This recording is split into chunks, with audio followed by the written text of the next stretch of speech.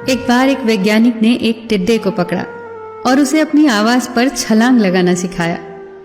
वैज्ञानिक टिड्डे से कहता, कूदो। टिड्डा उसकी आवाज सुनते ही जोर से छलांग लगा देता। अब वो वैज्ञानिक था तो प्रयोग करना तो बनता ही था। उन्होंने टिड्डे की छलांग पर प्रयोग किया। वैज्ञानिक ने उसकी एक टांग तोड़ दी और फिर बोला, कूदो। अब टिड्डे की छलांग की दूरी कम हो गई। वैज्ञानिक ने उसकी दूसरी टांग तोड़ दी और फिर बोला, कूदो। टिड्डे की छलांग और कम हो गई। अब तोड़ी गई उसकी तीसरी टांग। छलांग की दूरी और कम हो गई। एक एक करके बेचारे टिड्डे की सारी टांगें तोड़ दी गई। अब आखिरी टांग टूटने पर जब उसे कहा गया कूदो, तो वो हिल भी नहीं पाया। अब वैज्ञानिक ने अपना निष्कर्ष अपनी डायरी में लिखा। जानते हो उसने क्या लिखा? जब टिड्डे की एक टांग तोड़ी गई तो वो थोड़ा बहरा हो गया। जब उसकी दूसरी टांग तोड़ी गई तो वो और बहरा हो गया।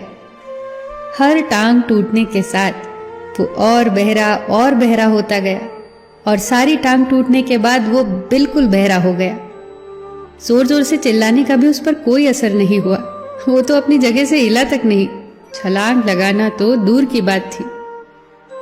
इस कहानी को सुनकर सभी को ऐसा ही लग रहा है ना कि क्या मूर्ख वैज्ञानिक था।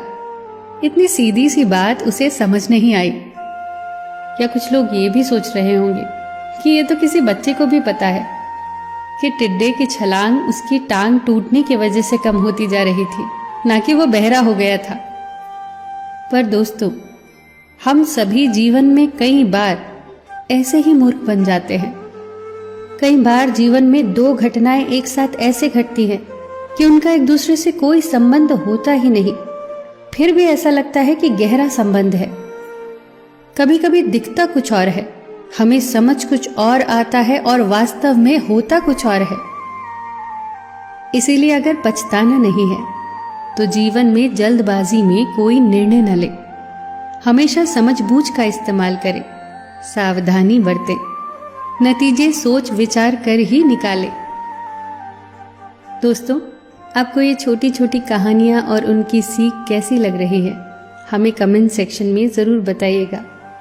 आप अपने सुझाव भी लिखिए जिससे हम और बेहतर करने की कोशिश करें। फिर मिलेंगे दोस्तों अगली वीडियो के साथ।